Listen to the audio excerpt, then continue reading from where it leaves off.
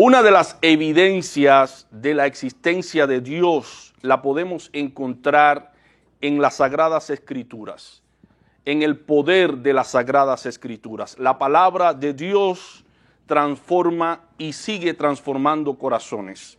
La palabra de Dios sigue impactando en nuestras vidas, no importa el pecado, no importa la maldad, no importa nuestra procedencia, la palabra de Dios es poder. Así que si en esta noche tú estás pensando que no tienes acceso a la bendición de Dios, esto es un absurdo, porque tenemos promesas dadas por Dios para que nosotros a través de Cristo seamos santificados, seamos perdonados. Lo único que tenemos que hacer es venir a Dios, venir a Cristo en arrepentimiento y fe. Y ese estado crítico de nuestra alma tiene solución en la palabra de Dios, tiene solución en la presencia de Dios. Basta con que la palabra de Dios sea escuchada, sea atesorada, guardada en el corazón, y ella hace un efecto en la conciencia, en la mente del hombre, en la voluntad del hombre, y produce frutos increíbles. La palabra de Dios produce frutos increíbles. Por ejemplo, se cuenta que el obispo Agustín de Hipona, antes de su conversión, era un hombre dado al teatro y al sexo libre. Era una persona acostumbrada a vivir en el bajo mundo. Su objetivo era vivir para el placer, consumiendo todos los licores que en ese tiempo existían, mirando escenarios de diferentes categorías en aquellos teatros. Pero se cuenta que en una ocasión, estando en Milán, se encuentra con la palabra de Dios. Él la abre al azar y lee Romanos 13, del 13 al 14, que reza como sigue: andemos como de día honestamente, no en glotonerías y borracheras, no en lujurias y lascivias, no en contiendas y envidia, sino vestíos del Señor Jesucristo, y no proveáis para los deseos de la carne. Estos versículos impactaron en su conciencia, en su corazón.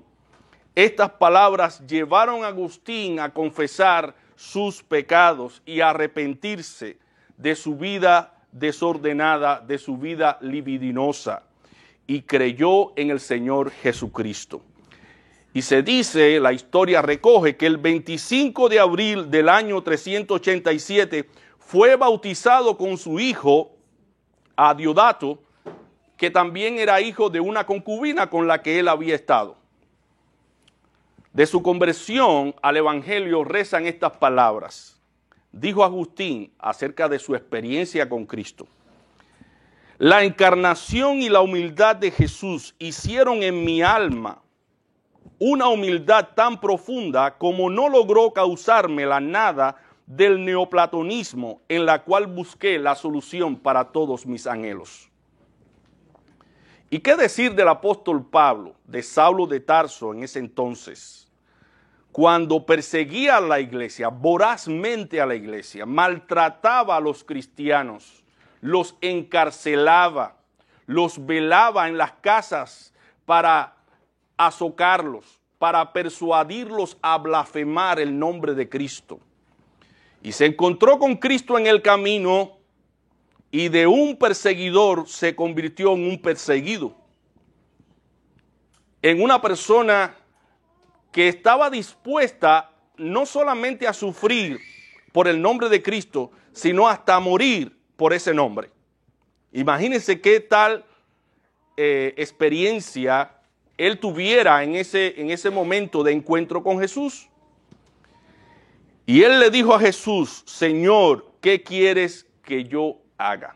Cuando Jesús se encuentra con él en el camino, que le habla, que esa luz refulgente vino sobre él y se quedó ciego totalmente. Jesús le dijo estas palabras: Saulo, Saulo, Saulo, ¿por qué me persigues? Dura cosa es dar coces contra el aguijón. Enseguida se dio cuenta que era Jesús. Tuvo ese testimonio por las palabras de Jesús, porque Jesús le dijo, yo soy Jesús, a quien tú estás persiguiendo. Porque si tú persigues a estos que son mis pequeñitos, a mí me estás persiguiendo. Y hermanos, hay que ver la lista de nombres de hombres y mujeres que han tenido experiencias singulares con las Sagradas Escrituras y sus corazones han sido transformados.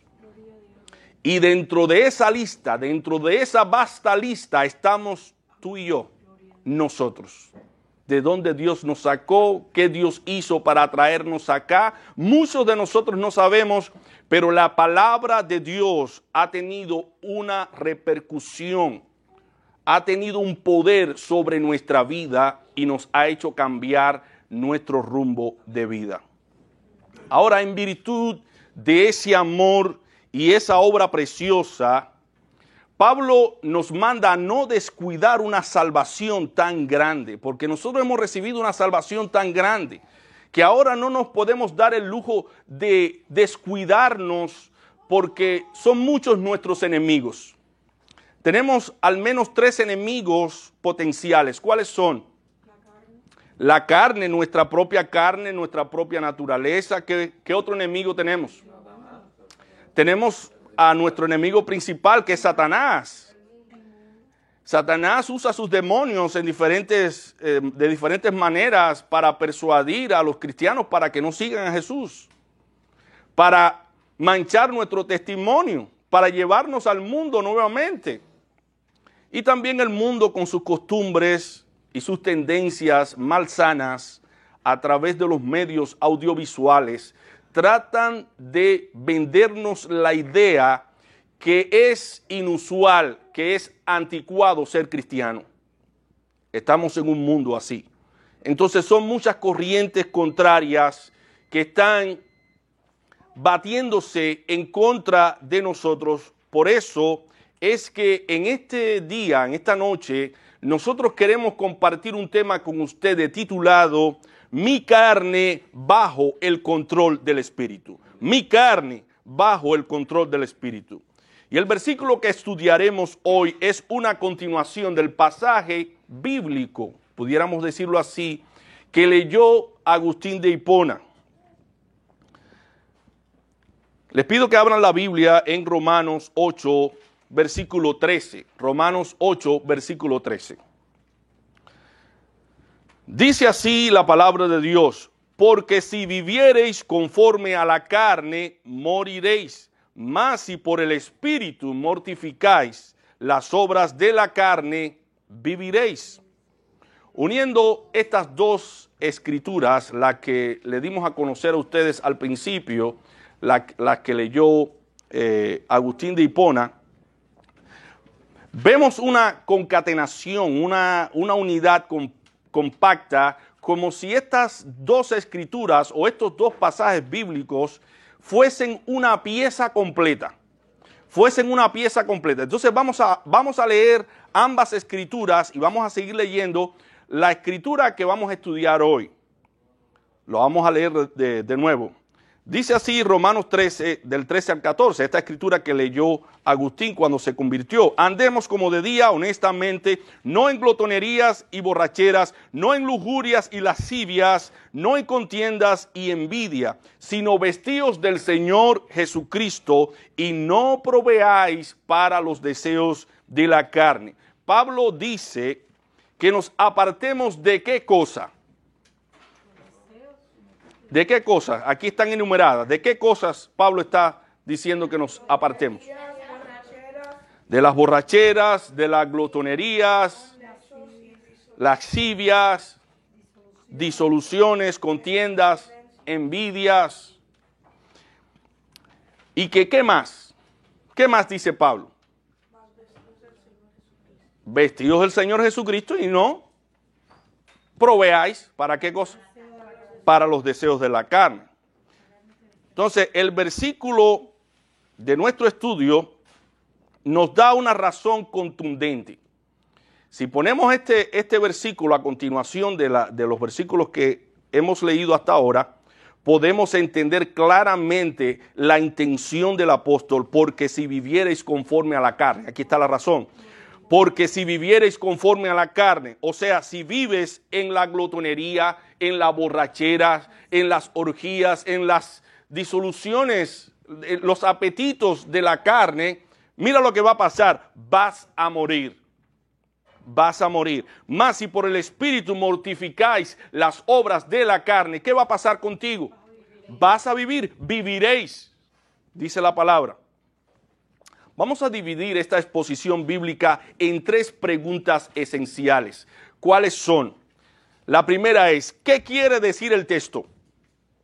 ¿Qué quiere decir el texto? La segunda es, ¿qué pide el texto de ti y qué pide también de mí? Y la tercera es, ¿cuál es el producto final del cual se nos habla aquí?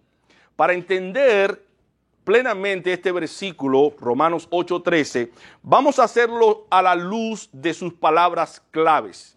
Y aquí le hemos dado a ustedes una tabla para que en esa tabla ustedes puedan subrayar esas palabras claves que aparecen aquí a mano izquierda.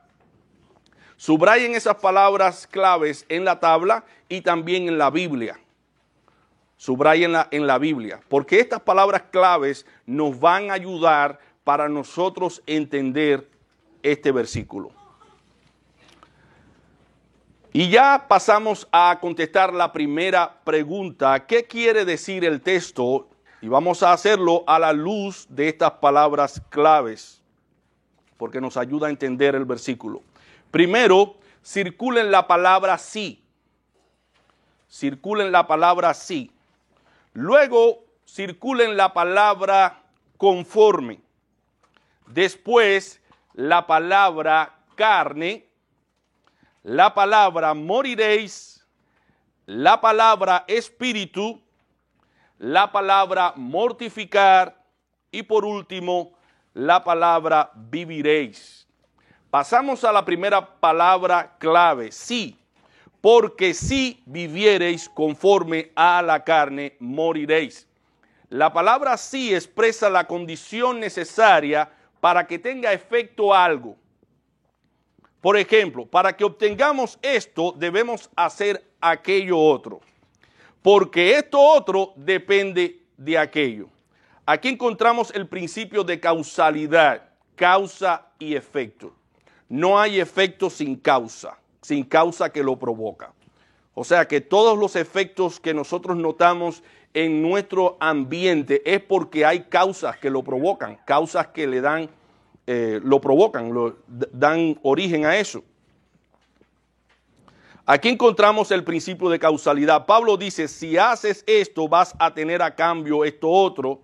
Es un sí condicional. No tan solo lo vemos en los versículos citados, sino a través de toda la Biblia. Vamos a mencionar algunos de los versículos donde aparece la palabra sí, el sí condicional. Por ejemplo, Deuteronomio 30, 17 y 18 dice, mas si tu corazón se apartare y no oyeres, y te dejares extraviar y te inclinares a dioses ajenos y les sirvieres, yo os protesto hoy que de cierto pereceréis. Aquí está la condición. Si tú haces esto, tú vas a tener como resultado esto otro. Deuteronomio 28:13 dice así, te pondrás Jehová por cabeza y no por cola, y estarás encima solamente y no estarás debajo, si, aquí está el sí condicional, si obedeciereis los mandamientos de Jehová tu Dios, que yo te ordeno hoy, para que los guardes y los cumplas. Otro sí condicional lo encontramos en Lucas 17, versículo 3.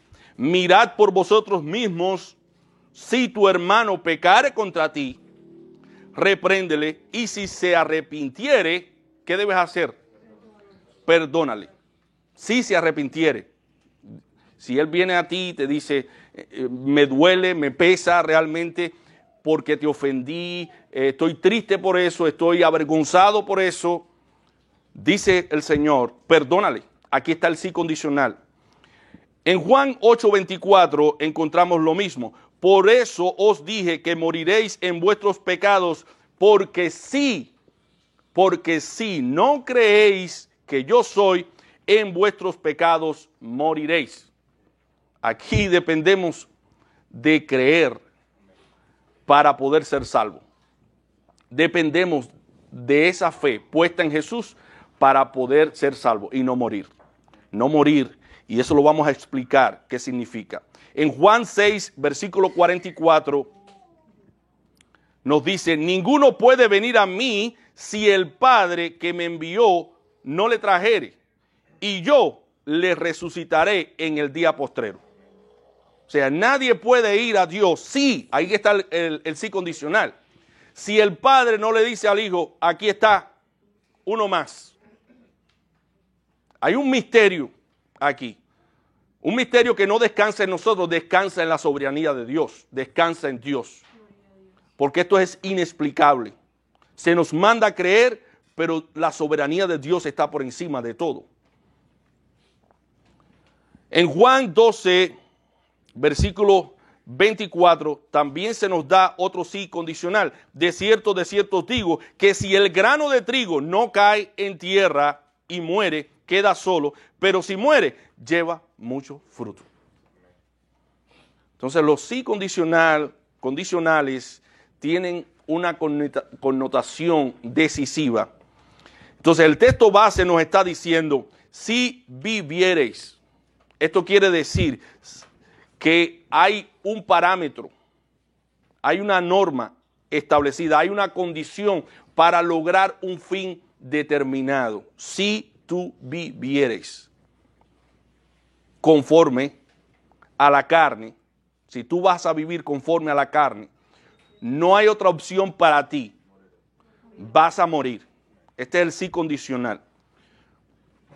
Ahora, la próxima palabra clave que resalta en el texto es la palabra conforme. La palabra conforme, subrayen la palabra conforme si no lo han hecho. La palabra conforme consiste en estar de acuerdo con un patrón de normas que ya existen, normas establecidas. Por ejemplo, muchos en nuestro país están de acuerdo con el aborto. Y los que están de acuerdo con el aborto, ¿qué pasa con ellos? Para ellos no es pecado, no es malo.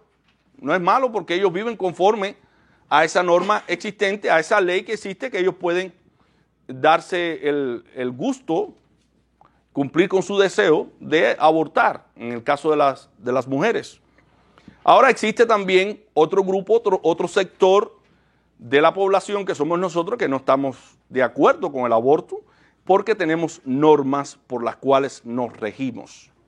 Entonces, el apóstol está diciendo, si ustedes están de acuerdo con los patrones, con los deseos, con las creencias, con las normas, con los parámetros, con las reglas de la carne, ¿qué va a pasar con ustedes? Ustedes van a morir. Él está dando por hecho que la consecuencia va a ser funesta porque ustedes están viviendo conforme a normas establecidas por sus propios deseos, por sus propios estándares de vida, que netamente humanos, netamente carnales. Entonces, si ustedes viven conforme a esas intenciones, conforme a esas pasiones, ustedes morirán. Vamos a ver la palabra conforme en Efesios 4, del 21 al 22. Dice así la palabra: si en verdad le habéis oído y habéis sido por él enseñados conforme a la verdad que está en Jesús, en cuanto a la pasada manera de vivir, despojaos del viejo hombre que está viciado conforme a los deseos engañosos. El hombre viejo, el hombre sin Cristo, el hombre no regenerado, vive conforme a los deseos de su naturaleza pecaminosa. Pablo hace un llamado a vivir conforme a ¿qué cosa? A la verdad de Jesús. A la verdad de Jesús, a las normas de Jesús. Conformar nuestra vida a las normas y a las creencias y a las reglas de Jesús. ¿Te parece que esos deseos carnales son buenos? Pero esos deseos que tú y yo tenemos son perversos y son también engañosos. Te engañan a ti mismo. O sea, no podemos creer a las intenciones de nuestro propio corazón, porque nuestro corazón muchas veces nos engaña a nosotros mismos. Muchas veces estamos viviendo en un engaño, en una falacia. Entonces, vayamos a la realidad, despojémonos del viejo hombre que está viciado conforme a los deseos engañosos y conformemos nuestra vida a los criterios, a las normas, a las creencias de Jesús. De lo contrario, dice el apóstol que moriremos. En Efesios 2:2 aparece una escritura que llama también nuestra atención. Versículo 2.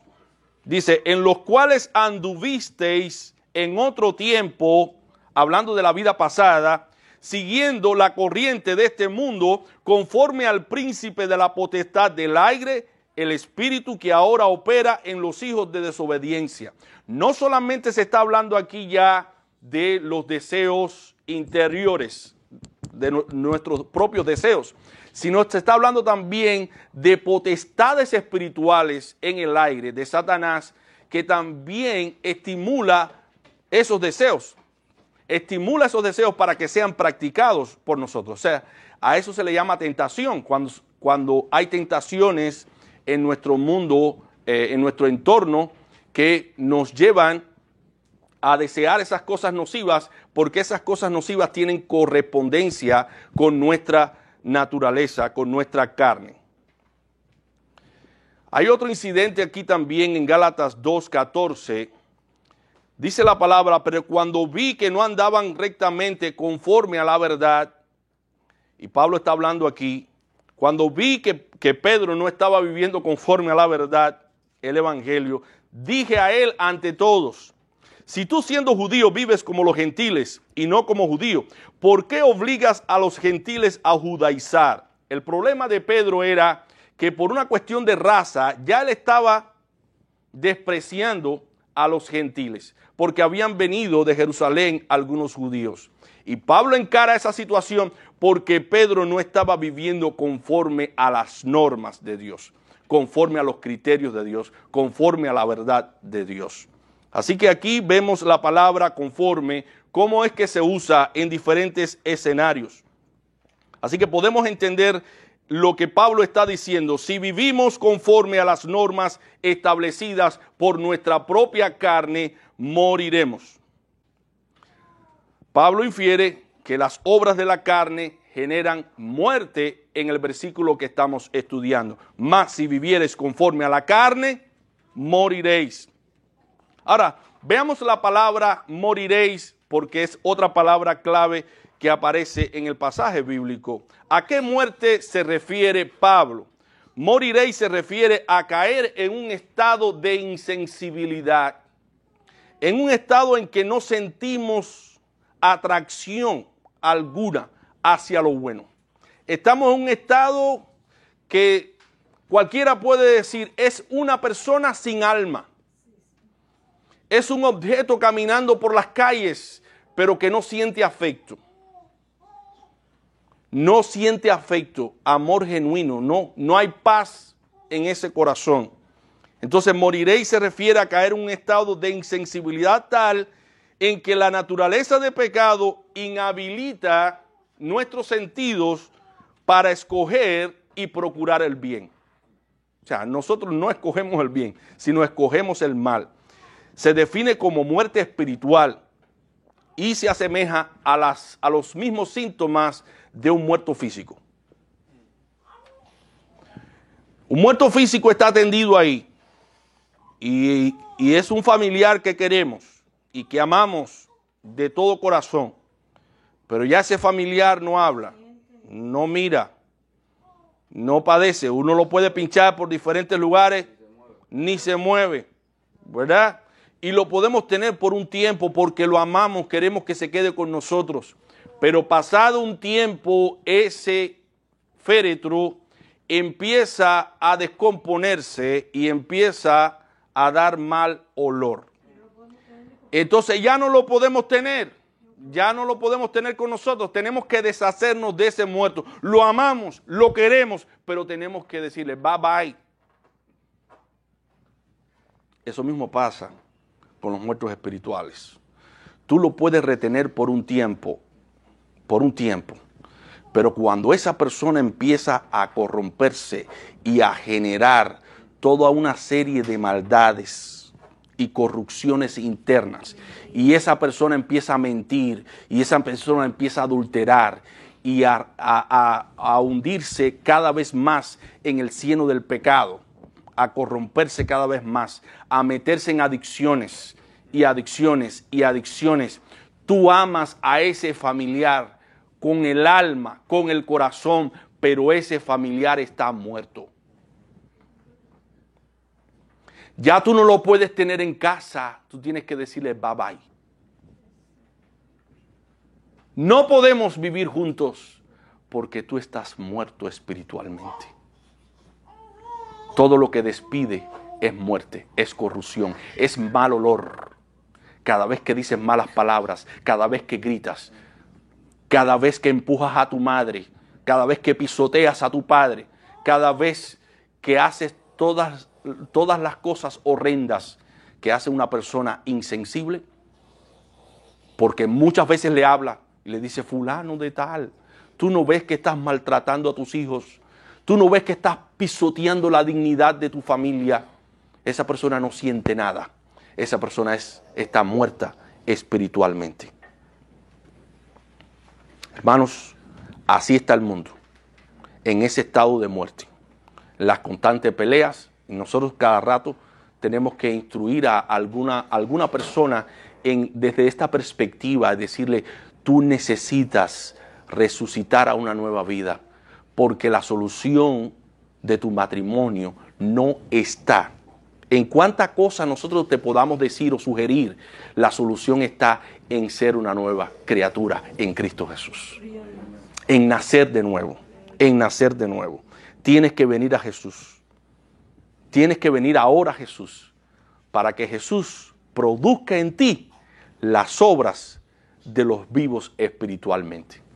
Miren, hermanos, yo he podido notar, y ustedes también lo han podido notar, cuando una persona resucita, porque empieza a amar, empieza a perdonar, empieza a dispensar, empieza a desear lo bueno. La viejita que ni la miraba, ahora la mira con compasión y con ternura, llora con ella. Mami, me voy a quedar aquí esta noche, te voy a ayudar, te voy a socorrer. Es que esa persona ha resucitado a una nueva vida. Está sensible a lo bueno. Pero la persona que no está en Dios no está sensible, no es sensible a lo bueno. No es sensible a lo bueno. Dice Pablo en 1 Corintios 2:14, pero el hombre natural no percibe las cosas que son del Espíritu de Dios, porque para él son locuras y no las puede entender porque se han de discernir espiritualmente. Miren, hermanos, muchas veces en nuestra propia cara muchas personas se han reído de nosotros, de nuestras costumbres. Pero qué feliz y qué dichosos somos nosotros. Con qué felicidad nosotros vivimos en un mundo lleno de conflicto. Cuando nosotros entramos a nuestra casa, que es un Edén, es un oasis, cero discusiones, cero peleas, cero malas palabras, todo es compasión, todo es ternura, todo es lo bello, lo mejor de lo mejor. Es un reino de los cielos en una tierra llena de conflictos. Así que glorifiquemos el nombre de Dios por esta obra tan gloriosa que Dios ha hecho a través de su Hijo Jesucristo en nosotros. Por eso decimos como el apóstol Pablo, gracias doy a Dios por Jesucristo, su Hijo. Porque sus misericordias son grandes y son nuevas cada mañana. Sus misericordias son nuevas cada mañana, su bendición. Dice Pablo, pero Dios, que es rico en misericordia, por su gran amor con que nos amó, aún estando muertos, ¿en qué? En nuestros delitos y pecados, nos dio vida juntamente ¿con quién? Con Cristo Jesús. Por gracia sois salvos, y juntamente con Él nos resucitó y asimismo nos hizo sentar en lugares celestiales con Cristo Jesús. ¿Para qué? Para mostrar en los siglos venideros las abundantes riquezas de su gracia en su bondad para con nosotros en Cristo Jesús. El mismo Espíritu que resucitó a Cristo de la tumba nos resucitó a nosotros a una nueva vida. Ese mismo Espíritu nos transformó y nos llevó a una dimensión de vida en que miramos el mundo desde otra perspectiva, desde otra cosmovisión miramos al mundo. Así que glorificamos y exaltamos el nombre de Dios.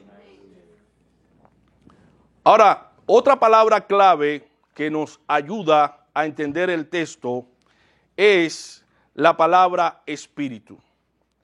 Y aquí pasamos a la segunda pregunta. ¿Qué pide el versículo de ti y de mí? Ya hemos resucitado a una nueva vida, estamos vivos en Cristo Jesús, pero ahora se está pidiendo algo de nosotros. El versículo nos está diciendo, por un lado, que somos responsables en usar el medio que Dios ha provisto para vencer, y por el otro lado nos está diciendo que el recurso que vamos a usar es eficaz. ¿Cuál es el recurso? El Espíritu. El recurso es eficaz. Vamos a usar el Espíritu. El Espíritu es el recurso eficaz de Dios. El creyente no está solo en la batalla contra los deseos que aún todavía moran en sus corazones, que mora en nuestro corazón. O sea que vamos a tener la ayuda del Espíritu para vencer nuestra naturaleza de pecado. El Espíritu es el ayudante eficaz y Él gime al Padre con gemidos indecibles a favor nuestro, en nuestra debilidad. Ahora, ¿en qué consiste la victoria del cristiano? ¿En qué consiste? En usar el arma del Espíritu. ¿Cuál es el arma del Espíritu? La palabra de Dios. Dice Efesios 6:17. Y tomad el yelmo de la salvación y la espada del Espíritu, que es la palabra de Dios. Así que el texto nos está diciendo, más si por el Espíritu hacéis morir las obras de la carne, mortificáis las obras de la carne, ¿qué va a pasar contigo y conmigo? Viviremos. Ahora tenemos la espada del Espíritu. ¿Dónde se usa esa espada? ¿Dónde es que nosotros podemos usar esa espada?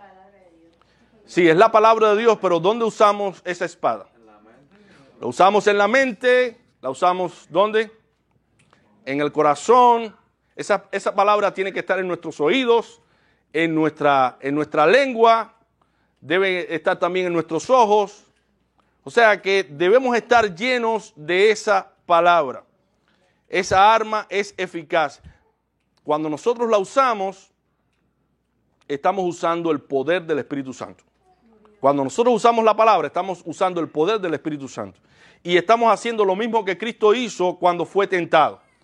Dice la palabra que estando Jesús en cierto lugar, fue llevado por el Espíritu al desierto para ser tentado por el diablo.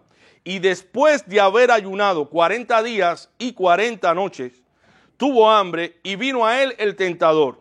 Y le dijo, si eres hijo de Dios, di que estas piedras se conviertan en pan. Él respondió y dijo, escrito está, no solo de pan vivirá el hombre, sino de toda palabra que sale de la boca de Dios. Entonces el diablo le llevó a la santa ciudad y le puso sobre el pináculo del templo y le dijo, si eres hijo de Dios, échate abajo, porque escrito está, a sus ángeles mandará acerca de ti, en sus manos te sostendrán, para que no tropieces con tu pie en piedra. Jesús le dijo, escrito está también, no tentarás al Señor tu Dios. Otra vez le llevó el diablo a un monte muy alto y le mostró todos los reinos del mundo y la gloria de ellos. Y le dijo, todo esto te daré si postrado me adorares. Entonces Jesús le dijo, vete, Satanás, porque escrito está, al Señor tu Dios adorarás y a Él solo servirás. El diablo entonces le dejó y he aquí vinieron ángeles y le servían. Es curioso que el mismo espíritu lo haya llevado al campo de batalla. El mismo espíritu lo llevó al desierto para ser tentado. El Espíritu Santo lo llevó al desierto para ser tentado. Pero allí él usó el arma del Espíritu, la palabra de Dios. ¿Qué decía Cristo? Escrito está. Pero miren qué atrevido Satanás, también él usaba el término escrito está. Y mencionaba las Sagradas Escrituras. O sea, eso nos dice que nosotros tenemos que aprender a usar esa espada muy bien. Entenderla bien. Por el mismo espíritu de la palabra, porque el enemigo la conoce. El enemigo que nos tienta conoce esa palabra. Y viene también con la palabra a tentarnos para que nosotros pequemos. Por eso nos dice Hebreos 4:12, porque la palabra de Dios es viva y eficaz. Y más penetrante, más cortante que toda espada de dos filos. Y penetra hasta partir el alma y el espíritu, las coyunturas y los tuétanos. Y discierne los pensamientos y las intenciones del corazón. Cada vez que nosotros usamos esa palabra está penetrando los corazones de las personas que la están escuchando. Cada vez que nosotros usamos la palabra de Dios con nuestros hijos, los corazones de ellos están siendo transformados. Cada vez que nosotros usamos la palabra contra nuestro adversario, nosotros estamos permitiendo que el adversario sea destruido, sea soslayado, sea marginado, sea echado fuera en el nombre del Señor. Pero tenemos que usar esa arma, aprender a usar esa arma en todo momento. Ahora bien, hermanos, hay un dato aquí muy curioso. ¿Quién mortifica las obras de la carne? ¿El espíritu o nosotros? ¿Quién? ¿Quién? ¿Quién mortifica las obras de la carne? ¿Usted o el espíritu? Pero muchas veces estamos esperando que el espíritu mortifique las obras de la carne. No, somos nosotros. Nosotros somos los que tenemos que mortificar las obras de la carne. Ahora, si por el espíritu mortificáis las obras de la carne, dice el texto, viviremos. Viviréis. Ahora, nosotros tenemos que usar el espíritu para poder vencer. ¿Y el arma del espíritu cuál es? La palabra de Dios. O sea que tenemos que ser diestros en la palabra de Dios, llenarnos de la palabra de Dios para poder vencer y mortificar nuestra carne. Ahora vamos a decir algo que no quiere decir mortificar la carne, porque a veces distorsionamos las Sagradas Escrituras y nos vamos para el otro lado. No queremos que ninguno de aquí se vaya para el otro lado, sino que entienda y comprenda qué cosa es mortificar las obras de la carne. No es maltratar el cuerpo, no es herir tu cuerpo, sajar tu cuerpo, darte látigos, como hacían los monjes antiguamente. No es ayunar largas y largas horas hasta deshidratarte. Porque tú quieres ser un hombre espiritual y maltratas el cuerpo. No es estar de penitencia de rodillas limpiando pisos para hacer promesas. Yo voy a hacer promesa a Dios y hasta sentir que ya no puedes más. En saco y en cilicio te cambia de ropa. Hoy no voy a dormir en la cama, voy a dormir en el suelo. Esto es un sacrificio que hago para Dios. Eso no es mortificar la carne. No podemos, como dijera alguien, favorecer el alma maltratando el cuerpo. No lo podemos hacer. El mal que tú y yo tenemos es un mal que se radica únicamente por el poder del Espíritu Santo. ¿Verdad?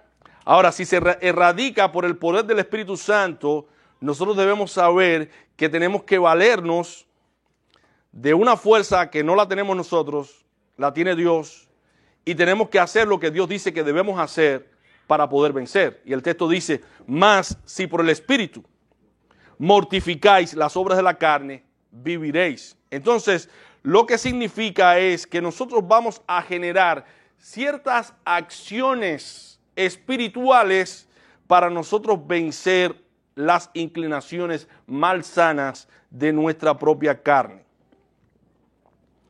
Imagínense a David saliendo al palacio en un horario de ocio. Él no estaba orando allí, él no estaba leyendo la palabra, él estaba disfrutando el tiempo que él tenía para mirar en los alrededores y se encuentra con una mujer bañándose, codicia a aquella mujer, la desea en su corazón, adultera, pero cuando adultera se va complicando la cosa. Él trata de ocultar su pecado, fíjense, trata de ocultar su pecado, no lo puede ocultar porque Dios no se lo permitió, y entonces la única alternativa que tenía David era matar al esposo de la mujer con la cual él estuvo.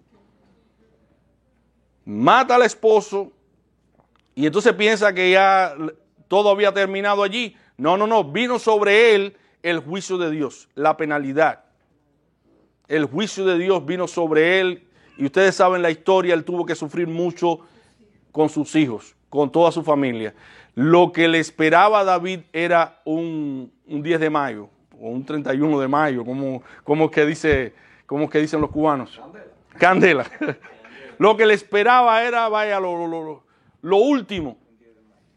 Ahora, pensando en eso, en las demandas del pecado, porque son demandas pequeñas, pero que van creciendo esas demandas. Fíjense que lo de David fue algo pequeño. Él empezó por codiciar y ahí fue, el pecado fue demandando más y más y más y más de él. Los deseos de la carne empezaron a demandar más de él. Se fue complicando.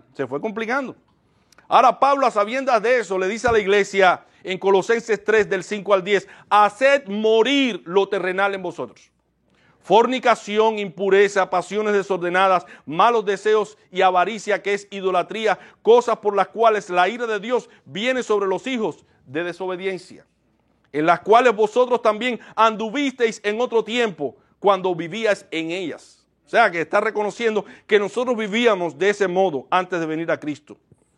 Pero ahora dejad también vosotros todas estas cosas: ira, enojo, malicia, blasfemia, palabras deshonestas de vuestra boca. No mintáis los unos a los otros, habiéndoos despojado del viejo hombre con sus hechos y revestidos del nuevo, el cual conforme a la imagen del que lo creó, se va renovando hasta el conocimiento pleno. En este sentido nos habla Pablo para persuadir nuestra voluntad y para enseñarnos que el pecado es demandante. Hermanos, un modo efectivo para permanecer en la llenura del Espíritu, un modo efectivo para estar llenos del Espíritu, nos lo da Pablo en Colosenses 3:16. Si quieres permanecer en la llenura del Espíritu, mira, ten presente esto: la palabra de Cristo mora en abundancia en vosotros, enseñándoos y exhortándoos unos a otros en toda sabiduría, cantando con gracia en vuestros corazones al Señor con salmos, himnos y cánticos espirituales. Ahí está la llenura del Espíritu, meditando en la palabra de Cristo, en la palabra de Dios, llevando esa palabra a los himnos, en los cánticos espirituales. Hermanos, dice la palabra en Romanos 8:1, ahora pues ninguna condenación hay para los que están en Cristo Jesús, los que no andan, óigame, los que no andan conforme a la carne, sino conforme a ¿qué cosa? Al Espíritu. Porque si vivís conforme a la carne, moriréis. Mas si por el Espíritu hacéis morir las obras de la carne, mortificáis las obras de la carne, viviréis. De este lado del sol hay garantía, y también en la eternidad hay garantía para todo aquel que mortifica las obras de la carne. Que el Señor nos dé fuerzas, hermanos, nos dé fuerza y sabiduría para hacer las mejores decisiones, las decisiones correctas cada vez que seamos tentados y tengamos el poder, la habilidad, la llenura del Espíritu, la facultad y el dominio para poner nuestra carne bajo el servicio de Dios y bajo el control del Espíritu Santo.